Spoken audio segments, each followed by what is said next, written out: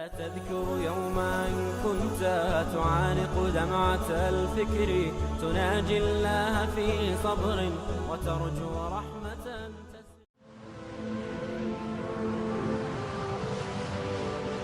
حضرت عمر رضی اللہ تعالیٰ عنہ جب ایمان لائے تو آپ نے ایک ایک کافر کے گھر کے دروازے پہ کھڑے ہو کے کہا کہ تم کمزوروں کو مارتے تھے، میں تمہیں بتانے آیا ہوں میں محمد عربی کا نوکر بن گیا۔ بلکہ آپ نے اعلان کیا جس نے اپنی بیوی کو بیوہ اور بچوں کو یتیم کروانا ہو اور اپنے ماں باپ کی کمر کو جھکانا ہو وہ عمر کے مقابلے میں آئے۔ اللہ اکبر۔ زنیرہ نامی ایک خاتون تھی، بہت کمزور،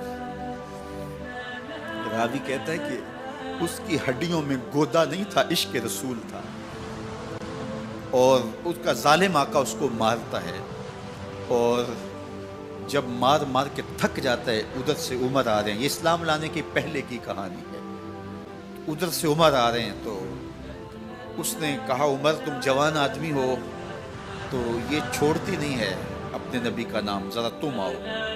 عمر کوڑا پکڑ لیتے اسے مارتے مارتے تھک جاتے ہیں تو پانی پینے لگتے ہیں، تو کہتے ہیں مجھے تیرے پہ ترس نہیں آیا لیکن میں ذرا پانی پینے لگا ہوں، اور پھر گلے کے اندر ڈال کر کے کوڑا اور اس کی رسی کو بل دیتے ہیں اور اس کی آنکھیں باہر نکل آتی ہیں اور کہتے ہیں بلا اپنے نبی کو جو تیری آنکھوں کی بینائی واپس کرے۔ اللہ اکبر۔ تو اس نے آسمان کی طرف منہ کر کے کہا مالک میں کبھی بھی آنکھوں کی بینائی نہ مانگتی لیکن اب تیرے نبی کی عزت کا سوال ہے۔ آنکھوں کی بینائی واپس ہو جاتی ہے۔ زنیرہ کو بڑا مارا، آج عمر گلیوں میں آنکھوں میں آنسو ہیں اور عجیب دلے بے تاب ہے اور کہتے ہیں آؤ بھئی میں حضور کا غلام بن گیا ہوں، تمہیں بتانے آیا ہوں۔ زنیرہ نے موڑ کاٹا تو آگے عمر یہ آواز دے رہے تھے۔ زنیرہ ایک کونے پہ کھڑے ہو کے رو کے کہتی ہے عمر تم تو بڑے اس دن جوش و غضب میں تھے اور تم مارتے ہوئے تھکتے نہیں تھے۔ تو عمر نے کہا زنیرہ اس دن میں نے دیکھا نہیں تھا، اب میں محمد عربی کو دیکھ آیا ہوں۔ جنہ ویکھیا نہیں ہو کرن گلاں، جنہ ویکھیا نہیں ہو کرن گلاں، جنہ ویکھیا ہو تے بول دے جڑے محرم راز حقیقت دے اور راز حقیقت کھول دے۔ تو حضرت عمر رضی اللہ تعالیٰ عنہ ایمان لائے۔ حضرت عبداللہ ابن مسعود رضی اللہ تعالیٰ عنہ فرماتے ہیں کہ حضرت عمر کا ایمان لانا مسلمانوں کے لیے عزت کا سبب تھا، ان کا ہجرت کرنا مسلمانوں کی نصرت تھی اور ان کی خلافت مسلمانوں کے لیے رحمت تھی۔ حضرت عمر رضی اللہ تعالیٰ عنہ وہ ہیں کہ میرے حضور نے فرمایا لوگوں جب نیک لوگوں کا ذکر کرو تو میرے عمر کا تذکرہ ضرور کیا کرو۔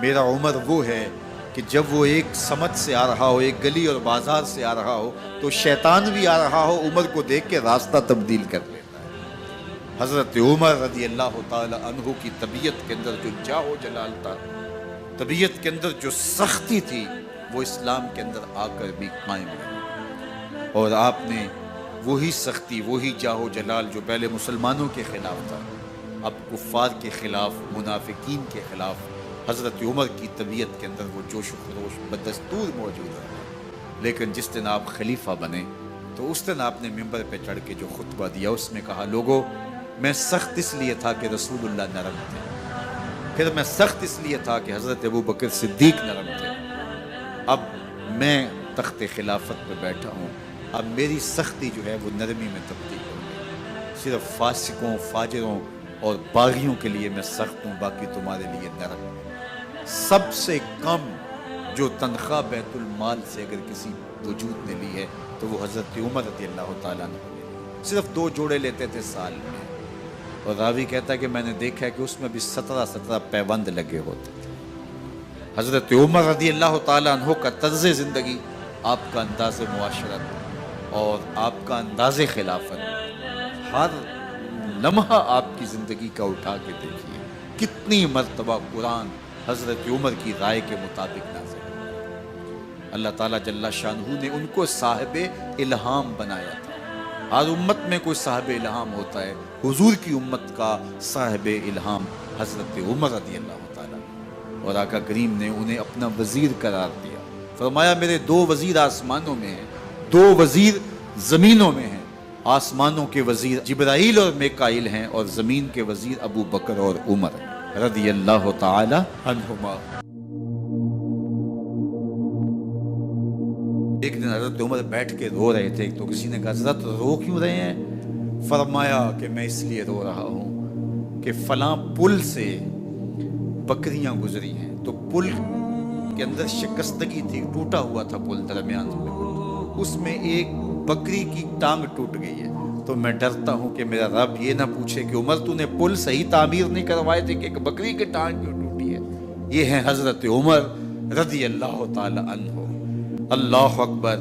تو اللہ تعالیٰ جل شانہ نے حضرت سیدنا عمر بن خطاب رضی اللہ تعالیٰ عنہ سے جو کام لیا، مختصر دور خلافت کے اندر 10 سال 6 ماہ 4 دن آپ نے خلافت فرمائی ہے، لیکن کہاں سے چلے اور یہاں مکران تک، بلوچستان کا حصہ ہے، یہاں تک آپ کے سلطنت کی حدود وسیع ہوئی، ادھر آرمینیا تک جا پہنچے، حمص فتح کیا، قادسیہ، یرموک۔ آپ ذرا دیکھیے کہ کہاں تک آپ کی فوجوں کے گھوڑے دوڑتے رہے، اور اللہ تعالیٰ جل شانہ نے ان کو جو توانائی، عدل و انصاف کی قوت عطا فرمائی۔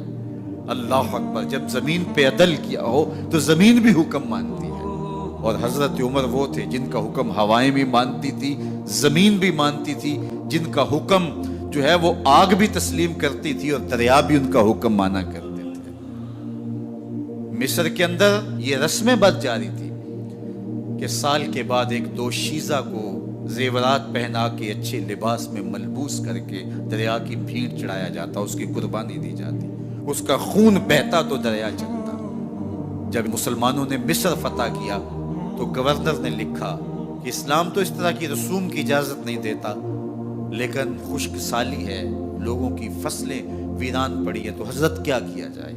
تو حضرت عمر رضی اللہ تعالیٰ عنہ کاغذ کے ٹکڑے پہ لکھتے ہیں بسم اللہ الرحمن الرحیم، مصر کے نیل کی جانب عمر کا خط لکھتے ہیں، اے نیل اگر تو اللہ کے حکم سے چلا کرتا ہے تو چل، ورنہ ہمیں تیرے چلنے کی کوئی حاجت نہیں ہے۔ اور قاصد کو کہا یہ خط لے جاؤ اور جا کے دریائے نیل میں پھینک دو۔ قاصد جا کے خط دریائے نیل میں پھینک دیتا ہے، پانی آتا ہے، ایسا دریائے نیل چلا 14 صدیاں ہوئی ہیں آج تک کبھی بند ہی نہیں ہوا۔ دریا حکم مانتے، آگ نکلتی ہے، لوگ حضرت عمر رضی اللہ تعالی عنہ کے پاس آئے، حضرت لاوا پھوٹا ہے، آگ نکل رہی ہے اور مدینے کی طرف بڑھ رہی ہے، اب کیا کیا جائے؟ فائر بریگیڈ تو زمانے میں تھی نہیں۔ عمر نے اپنی قمیض اتاری، جس قمیض پہ 17 پیوند لگے ہوئے تھے چمڑے کے، کہا یہ قمیض لے جاؤ، جدھر آگ بڑھ رہی ہے آگے ڈھالنا، آگ پیچھے بھاگ جائے گی۔ زلزلہ آتا ہے تو زمین پہ درہ مارتے ہیں، زمین رک جا، کیا عمر نے تیری چھاتی پہ عدل نہیں کیا ہے؟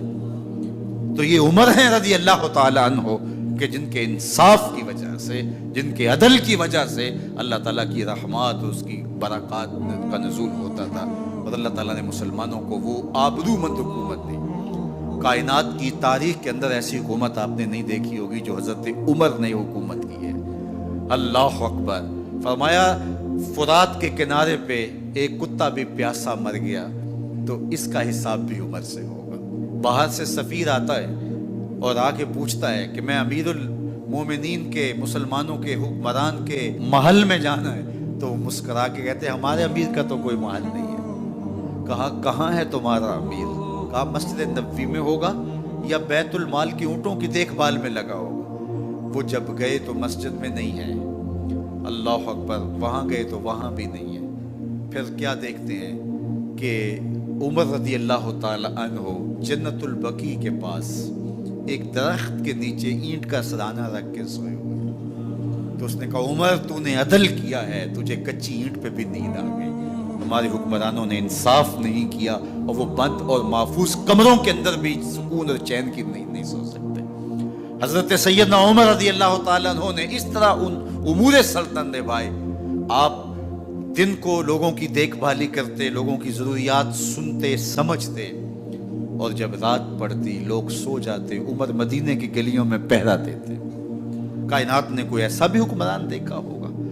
اللہ اکبر۔ وہ مجاہد جو مختلف محاذات پہ گئے ہوئے ہوتے، ان کے گھروں کی دیکھ بھالی کرتے، ان کی ضروریات کا خیال رکھتے، ان کی آبرو کا پہرا دیتے۔ راتوں کی تنہائیوں کے اندر حضرت عمر اٹھتے اور جا کے گشت کرتے، چکر لگاتے، دیکھتے کوئی آنکھ پر نم نہ ہو، مفلسی کا کسی گھر میں ماتم نہ ہو۔